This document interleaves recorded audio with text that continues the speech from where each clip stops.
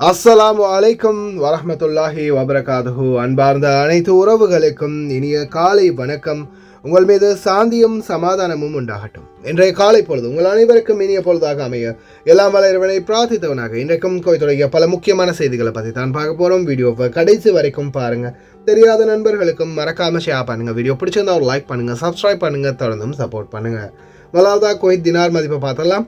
இலங்கைக்கான ரூபாய்க்கு ஒரு தினாரின் மதிப்பு 952 ரூபாய் 18 சதமாக உள்ளது. இந்தியாவின் ரூபாயில் ஒரு தினாரின் மதிப்பு 280 ரூபாய் 18 சதமாக உள்ளது. இது அல்முல்லா எக்ஸ்சேஞ்சுடைய அப்ளிகேஷன் ஆன்லைன் ரேட் ஆகும். அதே போல கூகுள் ரேட்டை பார்த்தலாம். இலங்கைக்கான ரூபாயில் ஒரு தினாரின் மதிப்பு 958 ரூபாய் 94 சதமாக உள்ளது. இந்தியாவின் ரூபாயில் ஒரு தினாரின் மதிப்பு 280 ரூபாய் 17 சதமாக உள்ளது. அதே போல அமான் எக்ஸ்சேஞ்ச் ரேட்டை பார்த்தலாம். இந்தியாவுக்கான ரூபாயில் ஒரு தினாரின் மதிப்பு 282 ரூபாய் 25 சதமாக உள்ளது. இலங்கைக்கான ரூபாயில் ஒரு தினாரின் மதிப்பு 961 ரூபாய் 53 சதமாக உள்ளது. அதே போல சஜில் எக்ஸ்சேஞ்ச் ரேட்டை பார்த்தலாம். இந்தியாவுக்கான ரூபாயில் ஒரு தினாரின் மதிப்பு 282 ரூபாய் 40 சதமாக உள்ளது. இலங்கைக்கான ரூபாயில் ஒரு தினாரின் மதிப்பு 961 ரூபாயாக உள்ளது. சஜில் எக்ஸ்சேஞ்ச் பற்றிய மேலதிக தகவல்களை தெரிந்து கொள்ள 97 23 54 61 என்ற வாட்ஸ்அப் இலக்கமுடாக தொடர்பு கொள்ளுங்க.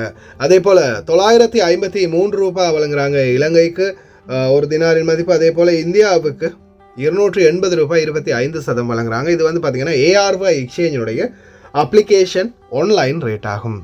அதே போல் KBE எக்ஸ்சேஞ்ச் இந்தியாவுக்கு ஒரு தினாரின் மதிப்பு 281 ரூபாய் 40 சதம் வழங்கியிருக்கிறாங்க. அதே போல் இலங்கைக்கு 959 ரூபாய் 15 சதம் வழங்கியிருக்கிறாங்க. அதே போல் கோயத்துடைய பல எக்ஸ்சேஞ்சுகள்லையுமே அக்கௌண்ட் நம்பரை மறைச்சிடுறாங்க. இதை பற்றியும் உங்களுக்கு தொடர்ந்துமே தெரிய தராது. நீங்கள் ஏதாவது ஒரு புதிய எக்ஸ்சேஞ்சுக்கு பழைய பற்று சீட்டோட போகிறீங்களா அந்த நிச்சயமாக அதில் அக்கௌண்ட் நம்பர் இருக்கா அப்படின்றத செக் பண்ணிக்கோங்க. அப்படி இல்லாத பட்சத்தில் எழுதிட்டு போனாலும் பிழை இல்லாத அக்கௌண்ட் நம்பர் எழுதிட்டு போங்க. ஏதாவது ஒரு நம்பர் பிழைத்தாலும் கூட உங்களுடைய பணம் நாட்டுக்கு போய் சேராது. அந்த பணத்தை திரும்ப பெறணுமா இருந்தாலும் ரொம்ப நாட்களாகும், மறுபடியும் கட்டணம் செலுத்த வரும். அதே போல் எக்ஸ்சேஞ்சுகளில் பணம் அனுப்பி முடித்ததும் நிச்சயமாக பற்றுச்சீட்டை மறுபடியும் செக் பண்ணி பாருங்கள். பேங்க்கோட பேர், உங்களுடைய அக்கௌண்ட் நம்பரு, எல்லா டீட்டெயில்ஸும், கஸ்டமருடைய பேர் எல்லாமே சரியாக இருக்குதான்னு. யுனைடெட் கல்ஃப் எக்ஸ்சேஞ்ச் கார்பரேஷன் இந்தியாவுக்கு பணம் அனுப்ப 750 ஃபில்ஸும் இலங்கை பணம் அனுப்ப ஒரு தினாரும் கட்டணம் ஆரம்பிடுறாங்க. அல்சாமில் எக்ஸ்சேஞ்ச் கார்பரேஷன் ஒரு தினார் மட்டுமே கட்டணம் ஆரம்பிடுறாங்க.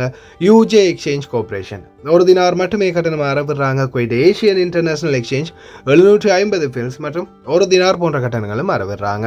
குவைட்டில் அல் நாதா, ARY, Aman exchange, UJ, Alzamil, Ansari exchange, Lulu exchange, Joyalukkas, KBE, UAE, Oman exchange, Bahrain exchange, BEC, world street exchange, Sajil exchange, Malik exchange, international exchange, Alshafa exchange, இது போன்ற இன்னும் பல எக்ஸ்சேஞ்சுகள் இருக்குது.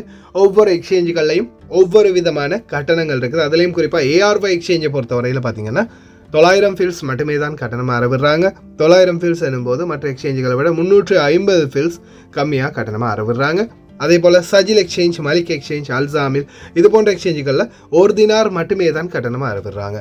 அப்படி பார்க்கும்போது 250 ஃபில்ஸ் கம்மியாக ஆரம்பிடுறாங்க மற்ற எக்ஸ்சேஞ்சுகளை விட. ஏன்னா நிறைய எக்ஸ்சேஞ்சுகளில் 1.25 தினார், அதாவது ஒரு தினார் 250 ஃபில்ஸ் கட்டணமாக ஆரம்பிடுவாங்க.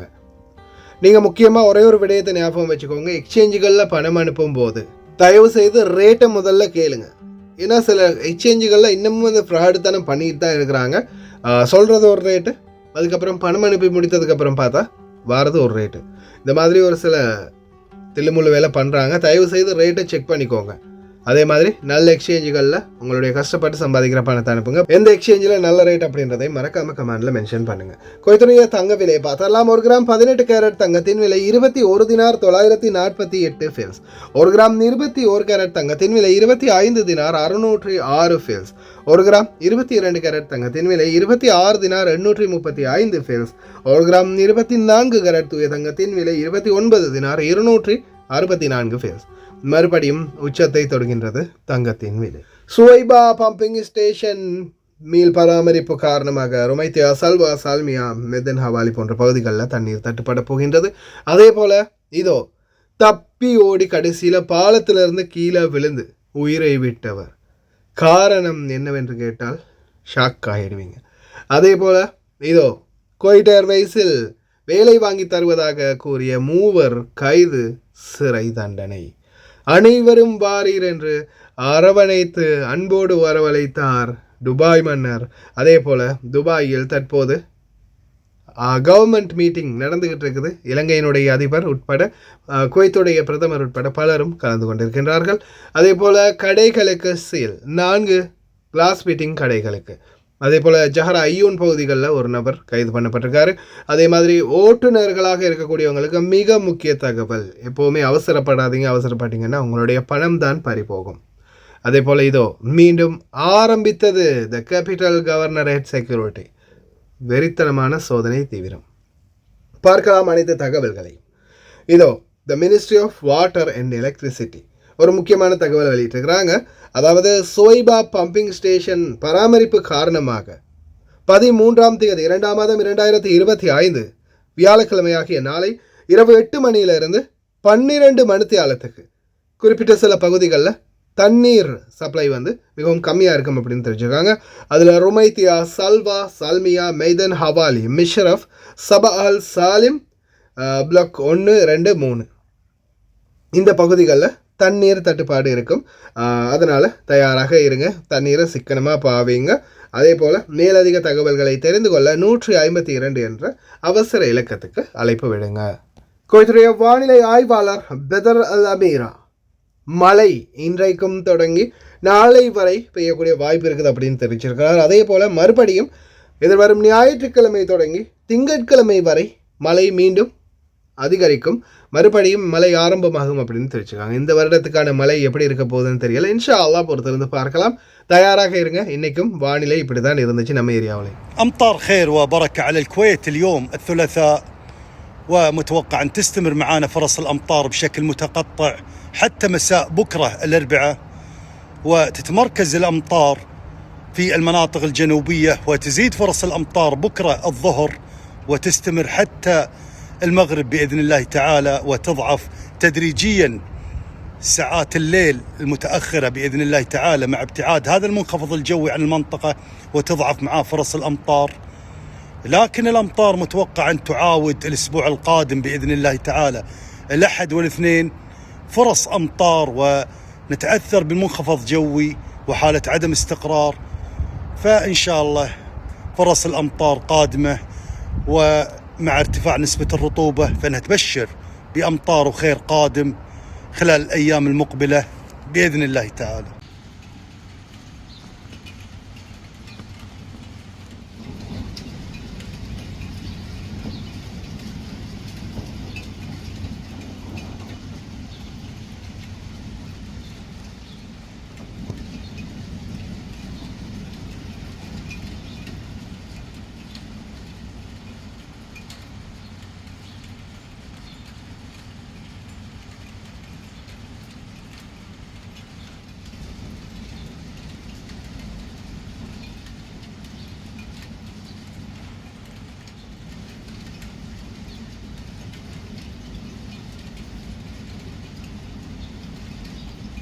மிக முக்கியமான ஒரு தகவலை முதலாவதாக பார்த்துட்டு போயிடலாம். உள்துறை அமைச்சகம் ஃபேக்கான மெசேஜ்களுக்கு ரிப்ளை பண்ணாதீங்க, அவசரமாக ஏதாவது பண்ண போய் கடைசியில் உங்களுடைய பணத்தை இழந்துடாதீங்க அப்படின்ற மாதிரி ஒரு மிக முக்கியமான தகவலை வெளியிட்டிருக்கிறாங்க.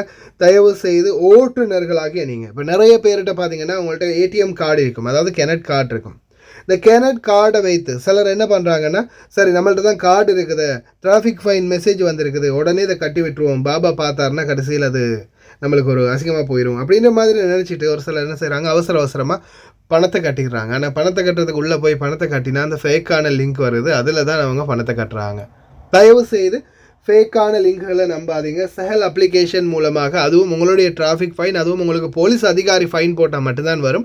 கேமராவெலாம் அடித்தா அது வண்டியோட ஓனருக்கு தான் போகும். தயவு செய்து ஞாபகம் வச்சுக்கோங்க. அடுத்ததாக மிக முக்கியமான ஒரு தகவல் இதுதான், நல்லா தெரிஞ்சுக்கோங்க. கடைசியில் இதுதான் நிலைமை. ஒரு பெதூன் நபர் சல்மியா பாலத்திலிருந்து கீழே விழுந்து தன்னுடைய உயிரை விட்டுருக்கிறாரு. காரணம் என்னன்னு பார்த்தா, இந்த நபர், அதாவது இவருக்கு வாழ்நாள் பூரா சிறை தண்டனை விதித்து தீர்ப்பளித்த பிறகு இவருடைய ட்ரக் டிராஃபிக்கிங் கேஸ், அதாவது போதைப்பொருள் கடத்தல் கேஸால் இவருக்கு கடைசியாக மரண தண்டனை விதிக்கிற தீர்ப்பு வெளியாகி இருக்குது. அதுக்கப்புறமா சரி சாவத்தான் போகிறோம், எப்படியும் தூக்குல தொங்கி சாகிறத விட உயிரை விட்டுறலாம் அப்படின்னு தப்பி ஓடி கடைசியில் சல்மியாவில் உள்ள ஜவசாத் ரவுண்ட் அபவுட்டில் அந்த டனலுக்கு மேலே இருந்து கீழே விழுந்து உயிரை விட்டுருக்கிறாரு. போதைப் பொருள் வியாபாரிகளே, போதைப் பொருள் பாவனையாளர்களே, உங்களுடைய நிலைமை இதை மாதிரி தான் இருக்கும். கடைசி முடிவு இப்போவே திருந்தி கொண்டீங்கன்னா சேஃபாக இருக்கும். அடுத்ததா, குவைட் ஏர்வேஸில் வேலை வாங்கி தாரதா ஏமாற்றிய 3 பேருக்கு அதிரடியாக தண்டனை வழங்கியிருக்கிறாங்க குவைத்துடைய குற்றவியல் நீதிமன்றம், த கோர்ட் ஆஃப் கஷேஸ்ட். 3 எஜிப்தியர்கள், இவங்க பார்த்தீங்கன்னா 60,000 தினார் வாங்கி இருக்கிறாங்க. அதுவும் பேங்க்லேருந்து இவங்க ட்ராப் பண்ணி எடுத்திருக்கிறாங்க. ஒரு குவைத்தி குடிமகன், 2 குவைத்தி பெண் குடிமகளுக்கும் 2 குவைத்தி குடிமகனுக்கும், 2 ஆண்கள் 2 பெண்களுக்கு குவைட் ஏர்லைன்ஸில் வேலை வாங்கி தரதா ஏமாற்றி இந்த பணத்தை வாங்கியிருக்கிறாங்க. அதே மாதிரி நீங்களும் உங்களுடைய பணத்தை இந்த நாட்டில் யாராவது வேலை வாங்கி தரேன், மகனுக்கு வேலை வாங்கி தரேன், தம்பிக்கு வேலை வாங்கி தரேன், தங்கச்சிக்கு வேலை வாங்கி தரேன் அப்படின்ற மாதிரி யாராவது உங்கள்கிட்டையும் பணம் வாங்கி ஏமாற்றி இருந்தால் தயவு செய்து எந்த ஒரு வழியையும் யோசிக்காமல், குறுக்கு வழியையும் யோசிக்காமல் டைரெக்டாகவே சம்மந்தப்பட்ட ஏதாவது ஆவணங்கள் ஆதாரங்கள் இருந்துச்சுன்னா அதோட போலீஸ் ஸ்டேஷனில் போய் கம்ப்ளைண்ட் பண்ணுங்கள். இந்த நாட்டில் ஃபோர்ஜரி இந்த மாதிரி ஃப்ராட் பண்ணுறவங்களுக்கெல்லாம் அதிரடியான தண்டனை. உங்களுடைய பணத்தை பெற்று கொடுக்கும் வரைக்கும் அவருக்கு ட்ராவல் பேன் போட்டுருவாங்க. ஆனால் அந்த பணத்தை கொடுத்த பிறகு தான் உங்களுக்கு அவர் இந்த நாட்டில் இருந்து போகவே முடியும். அதனால் தைரியமாக போய் கம்ப்ளைண்ட் பண்ணுங்கள். கிச்சனில், அதாவது சமையல் அறைக்கான ஃபிட்டிங்ஸ் வேலைகள் பார்க்கக்கூடிய கடைகள் 4 பார்த்தீங்கன்னா அதிரடியாக ministry of commerce and industrial seal வச்சிருக்கிறாங்க. வணிக வர்த்தக அமைச்சகம். லைசன்ஸ் எக்ஸ்பயர் ஆகியிருக்குதா, லேபருடைய ஹெல்த் கார்டுலேருந்து மற்ற எல்லா விடயங்களும் சரியாக இருக்குதான்னு கடை உரிமையாளர்கள் அல்லது மேனேஜர்கள் நிச்சயமாக செக் பண்ணி அடிக்கடி பார்த்துக்கோங்க. லயோன் பகுதிகளில் நேற்றைய தினம் ஒரு நபர் ஒரு வாகனத்தோட, அதாவது ஒரு பஸ்ஸோட வண்டியை மோதி விட்டுட்டு தப்பி ஓடி இருக்கிறாரு. இந்த தப்பி ஓடிய நபருடைய வண்டியிலிருந்து ஆயுதம், போதைப் பொருள், இந்த மாதிரி பல பொருட்களை கண்டுபிடிச்சிருக்கிறாங்க போலீஸ் அதிகாரிகள். அதன் பிறகு அந்த நபர் சம்மந்தப்பட்ட நபரை தேடி கைது பண்ணினதாகவும் தெரிவிச்சிருக்கிறாங்க. அதே போல் இதோ மக்களை ஆரம்பமாகி விட்டது அதிரடி வேட்டை. இனி வரும் நாட்களில் ரொம்ப கவனமாக இருங்க. The capital governorate security team எல்லா பகுதிகளிலையும் அதிரடியான சோதனைகளை மேற்கொள்கிறாங்க. இதில் பார்த்தீங்கன்னா ஷுவைக் இண்டஸ்ட்ரியல், அதே போல் ஜாபர் அல் அஹ்மத், ஃபைலக்கா தீவுகள், இந்த பகுதிகளெல்லாம் திடீர் சோதனைகளை மேற்கொண்டிருக்கிறாங்க. 167க்கும் அதிகமான விதி மீறல்களை கண்டுபிடிச்சிருக்காங்க. அதே மாதிரி 3 நபர்கள் கிரிமினல் கேஸில் தப்பி ஓடிய குற்றவாளிகள், தேடப்படும் குற்றவாளிகளை கண்டுபிடிச்சிருக்கிறாங்க. அதே மாதிரி இன்னும் சிலர் கைது செய்யப்பட்டிருக்கிறாங்க. ரெசிடென்சி அண்ட் ஒர்க் லா, அதாவது குடியுரிமை சட்டத்தை மீறியவங்க, அதே மாதிரி பணிச்சட்டத்தை மீறியவர்களும் கைது செய்யப்பட்டிருக்கிறாங்க. 5 வாகனங்கள் வாண்டட் கேஸில் இருந்த 5 வாகனங்களும் ஃபைலக்கா தீவுகளில் வைத்து மறைத்து வைக்கப்பட்டிருந்தது கண்டுபிடிக்கப்பட்டுள்ளது. இனி வரும் நாட்களில் நான் சொல்லிட்டேன், தேசிய தினம் ஆரம்பிக்க போகுது. வேறு லெவலில் வேறு மாதிரி செக்இன் இருக்கும். ரொம்ப கவனமாக இருந்துக்கோங்க. இதோ அனைவரும் வாரீர், அன்புடன் அழைப்பு விடுத்த துபாய் மன்னர். 140 கவர்மெண்ட், 30 ஹெட் ஆஃப் ஸ்டேட்ஸ், அதே மாதிரி 400 அமைச்சர்கள், 200 season, full and full cover up துபாயில் நடந்துக்கிட்டு இருக்குது. இந்த சந்திப்பில் பார்த்திங்கன்னா இலங்கையின் ஜனாதிபதி அனுரகுமார திசாநாயக் அவர்களும் கலந்து கொண்டிருக்கிறார். அதே மாதிரி பல அமைச்சர்கள், பல நாட்டு பிரதமர்களோடையும் சந்திப்புகளை மேற்கொண்டிருக்கிறார். அதே போல் குவைத்துடைய பிரதமர் ஷேக் அஹ்மத் அப்துல்லா நேற்றைய தினம் இந்த சந்திப்பில், இந்த மாநாட்டில் தன்னுடைய உரையையும் நிகழ்த்தி இருக்கிறார். The world government summit 2025 Dubai நாட்டில் வெகு விமர்சையாக நடைபெற்று வருகின்றது. இதோ குவைத் நாட்டின் பிரதமரின் உரையோடு நிறைவடைகின்றது. قبل شوي احنا استمتعنا بالحلقة الحوارية بين ريتشارد وكريستينا عن IMF وين توجه الاقتصاد العالمي، وذكروا خطورة الذكاء الاصطناعي وأثره على العالم. لكن في شيء واحد لازم نتذكره ولازم ننتبه له، وهو اللي راح يأثر ويوجه الاقتصاد العالمي الجاي، وهو الأثر مال البريزيدنت ترامب وتوجهه المستقبلي. وأنا فعلا لازم نكون منتبهين لهذه النقطة، لأنه فعلا قاعد ياخذ قرارات تخدم مصلحته، وإنما إحنا قاعد نطالع الاقتصاد العالمي لابد أن يكون هناك ردة فعل، وبدأت هذه ردة الفعل على هذا، وراح يأثر على الاقتصاديات العالمية. وقبل ما أتكلم كلمتي أحب بس أذكر طرفة حصلت لي من عدة سنوات. كنت واقف أقدم كلمة، لكن لاحظت في عنصر نسائي يتكلم كثير، فعاوز أجي، وكنا قاعد أتكلم عن المشاكل الإدارية وما شابه ذلك وأثر الاقتصاد، وأنا يعني شفت أن الوضع مش طبيعي، فقلت وراء كل رجل عظيم امرأة، ولكن في ذات الوقت وراء كل مشكلة امرأة. هنا بدأ الصوت يخف وينتبهون، والامرأة غير متزوجة عزبة. هنا بدأ قلت لها لا، وأخواتها غير متزوجين. شنو قاعد تتكلم؟ قلت لهم مشكلتنا كانت مس مانجمنت هي السبب في كل مشاكلنا، وتتبعها مس انفورميشن إلى آخره، كله مس، ما في مسز ولا مستر، كله يتعلق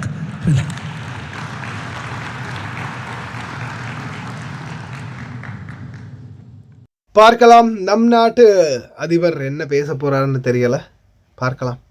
அதே மாதிரி பல நாடுகளுக்கு இடையேயான சந்திப்புகள் இந்த சந்தர்ப்பத்திலேயே அவருக்கு கிடைச்சிருக்கிறது நல்ல ஒரு வாய்ப்பு.